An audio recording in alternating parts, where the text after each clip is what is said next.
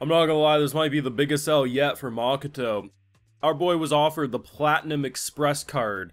All-you-can-eat buffet at his local brothel. Denied it. Okay, sure. Maybe he doesn't want cheap thrills. Maybe we can say respectful.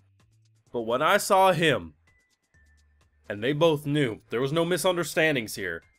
Mio and Makoto both knew what she requested. Allow me to tend to your needs, master. And then it became, teach me how to wash rice.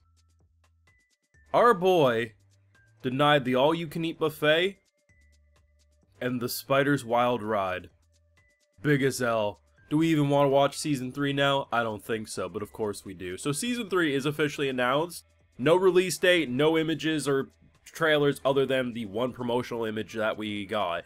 But just knowing Season 3 is confirmed is all I needed. I figured we were gonna get it. I just figured it would be like... A lot of times, if things don't get announced that you know are going to get announced, like, as a season wraps up, usually, like, all those anime events and different, like, you know, publisher events, like, that's where a lot of that stuff comes out, and I figured that's when they would announce it. But no, they confirmed. And whether we gotta wait a couple years, a year, however long they're gonna make us wait, I'm just glad we're getting more of that Tsukimichi greatness. I may be disappointed in my boy for denying the all-you-can-eat buffet or the Spider's Wild Ride, but there's more episodes to come, and someday he'll have to accept at least, well, actually both of them. I mean, I'm sure Shiki would love to join in, but at the end of the day, Mio and Tomoe, I think they realize they have to share him, but anyone else, I think the only one who could get in the way would be Emma, because Emma's the craziest bitch in the show. Full live reactions over on Patreon. If you want some a full link of thought to any of these Tsukimichi episodes, it's over there exclusively. So, Makoto gets to realize how built different he and his nation are. So, we, over the past couple of episodes, were like, damn. Like, we knew he was busted, but it really reinforces and highlights how busted he is when he doesn't even have to take his rings off, and he completely wipes out everyone. He comes home and learns that there was no casualties, and basically it was easy as hell.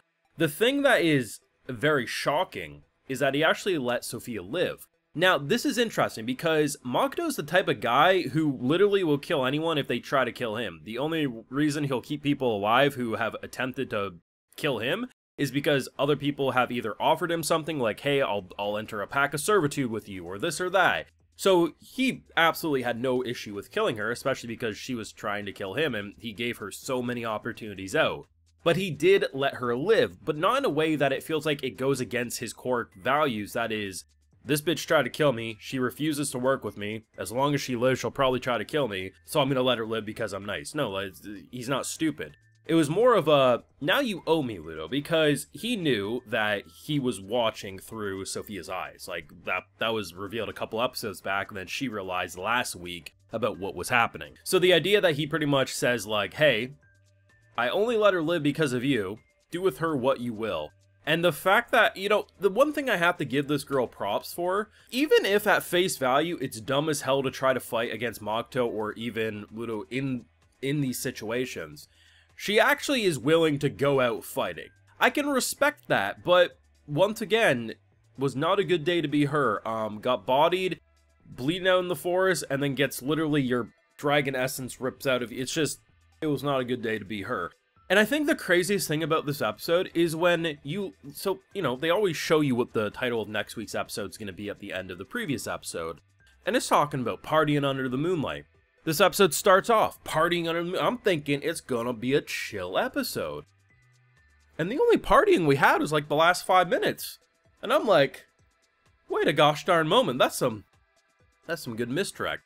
Though I actually think this was the perfect season finale because there was a lot of smaller things that were established throughout the school arc. Like, you know, at one point Makoto grabbed a little something something and realized, oh shit, this person is clearly trying to pretend to be the opposite gender. We do touch upon that in this episode. There's all these little things like, okay, you know, he was probably going to get offered a full-time position. He denies it. Oh yeah, you know, our boy can now casually talk. How are the students going to react to his voice and everything like that? The idea that the entire reason they waited out a lot of the attack was so that Makoto could benefit the most. All of his competition pretty much ceases to exist. Our boy's basically on top right now. All of those little moments make it feel like you leave the season feeling like, yeah, the doors are still open because the story's still ongoing. But at the end of the day, all of the things that were pretty much being touched upon got actually resolved in this season. It felt like it was actually a very competent second core, and like I've been saying, The first core really had to play catch up and get us up to speed on a lot of things, and once that was done,